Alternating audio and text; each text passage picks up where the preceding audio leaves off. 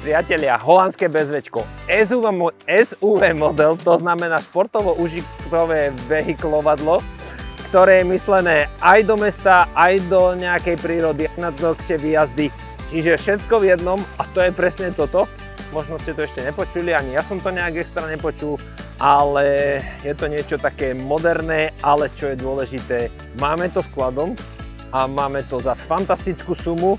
V podstate na to, že to je celoodpružený bicykel s veľmi dobrým motorom, veľkou batériou, pevné osy, na vzduchu, zamykačky, dokonca aj teleskopka, svetielka, blatníky, nosič. Wow!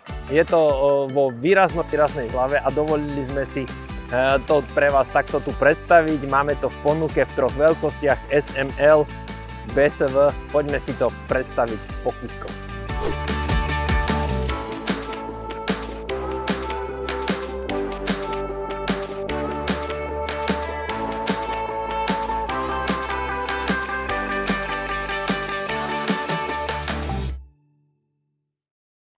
Poďme si povedať, pre koho je ten e-bike určený.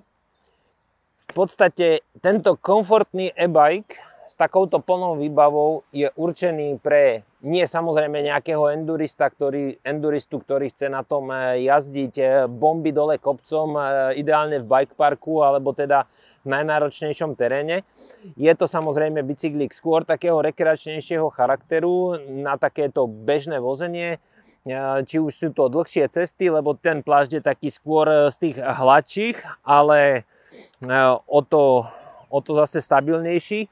Aj samozrejme do nejakého mierneho terénu, respektíve skôr svažnice, spevnené cesty, či už viac alebo menej. Taká tá rozbitejšia cesta, kde vám trčia nejaké tie kamienky, vám nebudú robiť problémy. Čiže asi sme sa troška pochopili a verím, že áno. Výhoda tohto bajku jednoznačne je to, že je to celoodpružený bajk. V tejto cenovej kategórii veľa zákazníkov po celoodpruženom bajku ani nepozrie, ale nakoľko tá cenovka je tu veľmi lákavá, tak toto zadné prúženie vám dodáva veľmi veľký komfort na tom bajku, či už pôjdem po takejto nejakej lesnej cestičke alebo po niečom aj takomto poli, keď to tak nazvem, tak to zadné prúženie znamená to, že v podstate môžem komfortne sedieť v sedle, šlapem si a tá zadná stavba mi pekne papá nerovnosti. Keby som chcel, pôjdem dlhšiu trasu po ceste, mám tu takýto zámok, viem si tú vidlicu alebo tú zadnú stavbu zamknúť a mám to napevno. Viem si ho aj nafúkať podľa svojej váhy, čiže ten tlmič je vzduchový, mám tu ešte aj reguláciu tlmenia. To isté v podstate platí aj o vidlici, ktorá je takisto so vzduchovou patronou, s možnosťou zamykania a nafúkania si podľa svojej váhy. Čo je dobré si ukázať, že tie plášte naozaj nie sú nejaké extrémne drapavé, čiže je to viacej tak turistický a tak univerzálne ladený plášť, ktorý nemá vysokú vzorku, ale má takú hrubšiu, aby bola tá trvácnosť toho plášťa čo najväčšia, čiže toto je taký hltač kilometrov.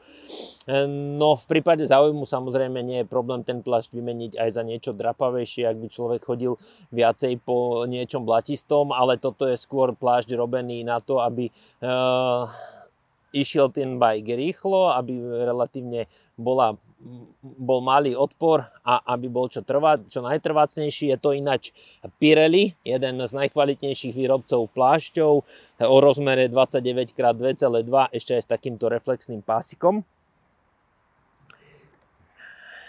Poďme si povedať o motore. S tými motormi je to veľmi jednoduché, sú také top 5 výrobcov, ktorí robia motory: Shimano, Bosch, Yamaha, Brose, Panasonic. Tu máme Shimano model EP600. Znamená to, že tento motor má 85 Nm, čiže je to klasický silný motor, ktorý vás bez problémov vyťahne aj do toho najstrmšieho kopca.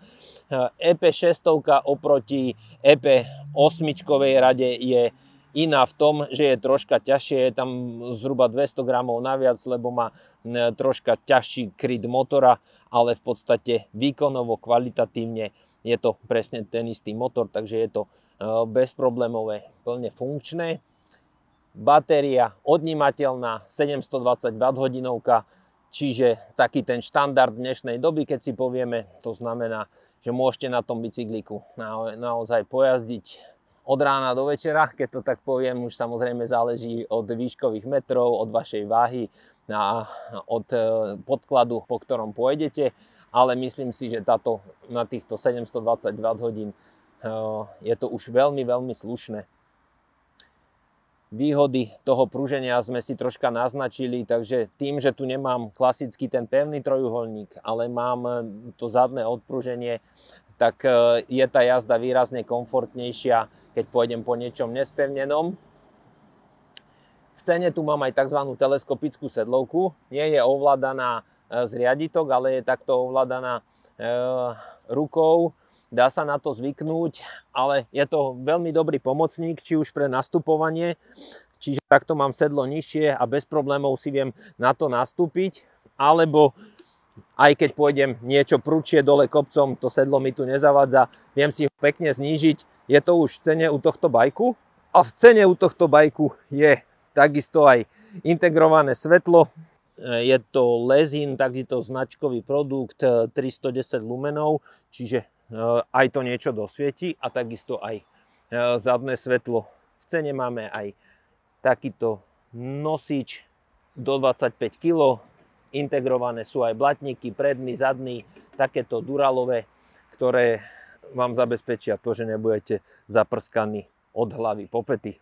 Ostatná výbava, tá klasická, čo sa týka prehadzovania, tiež je na hodne vysokej úrovni, čiže je tu Shimano Deore radenie s ukazovateľom, čiže vzadu máme 12 kolečko s veľkým rozsahom ozubenia, XT prehadzovačka, čo je druhá najvyššia rada od Shimana, čiže vôbec sa na tomto nešetrilo. Brzdy sú Shimano štvorpiestikové, štvorkovej rady, čiže takisto veľmi vysoká kvalita a teda aj keď máte troška viacej kilečiek, tak ten bicyklik vás ubrzdí so Shimano kotúčami aj vpredu, aj vzadu. Kotúče sú 200 mm, takže myslím si, že tá brzdná účinnosť bude viac ako dostačujúca. Náboje formule, takisto pevná osa vpredu, vzadu, čiže už nie tie tenké rýchlo upínačiky. Je to naozaj veľmi pekne poskladaný bicyklik, predsa len tá pôvodná cena toho bicykla bola 4990, čo bolo samozrejme troška viac. Čo sa týka ovládania, čiže je to taký štandard, by som nazval. Tu máme zapínanie, tu máme aj takýto USB-C port pod gumičkou, kde si viem dobíjať svoj telefón, respektíve keď napojím telefón, tak potom mi drží tú svoju kapacitu. Ovládanie svetla je veľmi jednoduché týmto spodným tlačítkom, čiže pekne mi svieti predné a zadné svetlo, ktoré má 310 lumenov, čo je v celku fajn. Není to samozrejme na nejakú veľkú rýchlosť do náročného terénu, ale na to, čo potrebujem, je to veľmi slušné. No a čo sa týka ovládania, veľmi jednoduché, šipka hore, šipka dole, prvá dopomoc, to je to Eco, toto je štandard, to už teraz neviem, ako sa volá, toto je najvyšší mod. OK, raz, dva, tri. Tento druhý je, myslím, aj automatický. Čiže má to 3 mody. A potom tu máme range, to je dojazd, DST, etapová vzdialenosť, ODO, celková vzdialenosť. Hore mi ukazuje stav batérie a aktuálnu rýchlosť kilometrov za hodinu. Poďme si ukázať odnímanie batérie, lebo to má veľký úspech vo videách. Takže vidím, že tu je tento pogumovaný kryt, ktorý, keď zatlačím cuplík, dám si dole. 2 kľúčiky, pichnem do zámku, samozrejme na doraz, potočím a tu pekne vidno túto poistku, ktorú treba zatlačiť. Takže 720 Wh batéria, zhruba 3,5 kg. OK, dám naspäť, pekne to zacvakne, čo je super. No a založím kryt naspäť a cuplík zamačknem. Výborne. Tento poplastovaný kryt pôsobí dôveryhodne, takže keď aj nejaký šuter alebo niečo tu narazí, tak je to fajn, hlavne aby to bolo troška tiché, aby to nehrkalo. aby to fungovalo. Priatelia, kľudne mi napíšte do komentu, čo si o takomto bajku myslíte, respektíve možno o SUV, možno o blatníkoch, o takomto všeobecnom, že či to bude troška väčší dopyt po takýchto bajkoch, či ten trend z toho západu príde aj ku nám, alebo myslíte, že vôbec. Ja si myslím, že je to tak troška viacej o cene, že ak je tá cena hodne výhodná, tak to zmysel má. Takže nech sa páči, sme tu, Kubica Šport Žilina, elektrobicykle pri Celôske alebo Kubica Šport Liptov, máme 3 veľkosti SML, to číslovanie je trošička väčšie, čiže toto máme veľkosť M, to štandardné M je malinko väčšie M.